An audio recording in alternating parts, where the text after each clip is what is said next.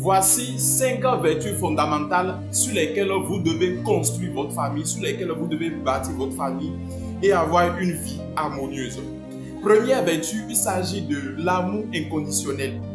Il doit avoir l'amour du prochain dans la famille. Déjà, dans le livre de 1 Corinthiens 13, la Bible déclare que l'amour ne s'irrite point. L'amour pardonne tout. L'amour a des bontés. L'amour ne s'enflamme point. L'amour ne connaît point d'orgueil. L'amour est patient. Donc, il faudrait qu'il y ait la culture de l'amour dans la famille. C'est très important.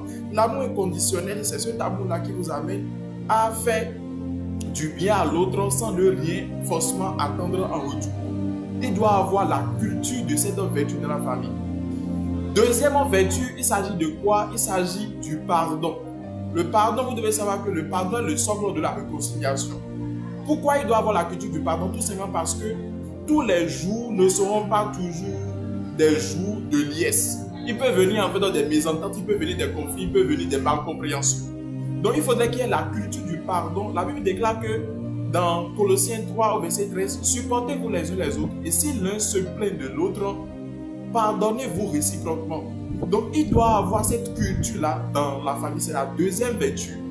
Quelle est la troisième vertu que vous devez cultiver dans la famille? Si vous voulez avoir une famille harmonieuse, vous voulez construire votre famille, il s'agit de quoi? Il s'agit de l'humilité et de l'entraide. Il faudrait que déjà dans la famille, lorsque l'on voit qu'il y a une personne qui commence par être orgueilleux, pas être arrogant, il faudrait qu'on ramène cette personne-là, à l'ordre. Il faudrait qu'on ramène cette personne-là à l'ordre. Parce que l'humilité précède la gloire.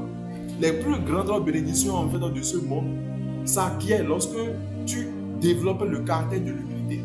Et il y a ce que nous appelons l'entraide. Il doit avoir l'entraide. Il doit avoir l'entraide. Il faudrait que vous appreniez entre frères et entre sœurs, entre enfants et entre parents, de vous soutenir mutuellement. Aujourd'hui, dans les familles, l'on voit que l'un est dans un besoin et on ne veut pas le soutenir, on ne veut pas lui venir en aide. Tout simplement parce qu'on n'a pas développé la culture de l'entraide et de l'humilité. Déjà, celui qui est orgueilleux finira par chuter. Si tu es déjà dans ta famille et Dieu t'a béni en tant que peut-être leader de la famille et tu as eu l'ouverture des portes financiers, aujourd'hui maintenant, tu as beaucoup en fait d'argent et tu es plus en avant dans le domaine financier peut-être de la famille et tu es dans l'incapacité de venir en aide aux membres de ta famille. Il faut savoir qu'un jour tu vas chuter et personne ne va te relever. Personne ne sera te relever. Il y a parfois en fait dans ces problèmes parce que l'autre se dit au moment où je souffrais, eux ils étaient où, les membres de ma famille ils étaient où.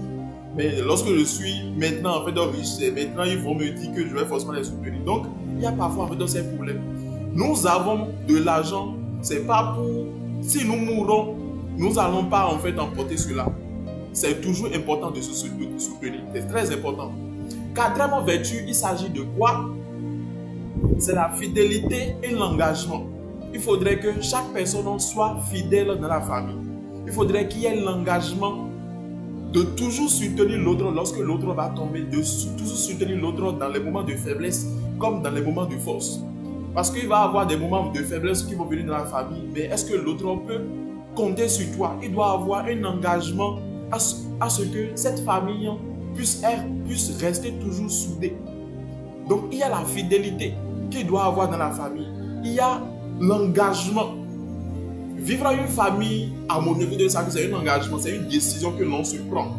Et on dit, peu importe les dérapages, peu importe les frustrations, ou peu importe ce qui va vouloir me faire dérailler, je reste toujours en fait engagé pour le bien-être de ma famille. C'est ça.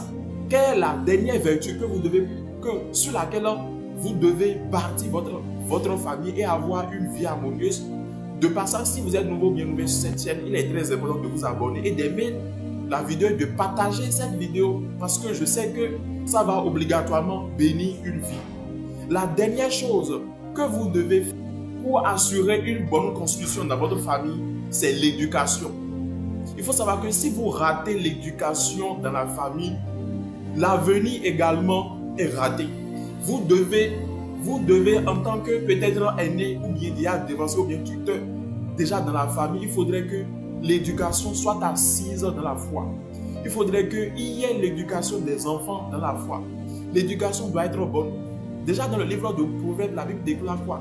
Instruis ton enfant dans la bonne voie. Et lorsqu'il sera vieux, il ne pourra pas s'en détourner. La bonne éducation est très importante et capitale pour avoir une famille bien construite, harmonieuse et heureuse. Que Dieu vous bénisse. Que la paix de Dieu demeure avec vous et à la prochaine.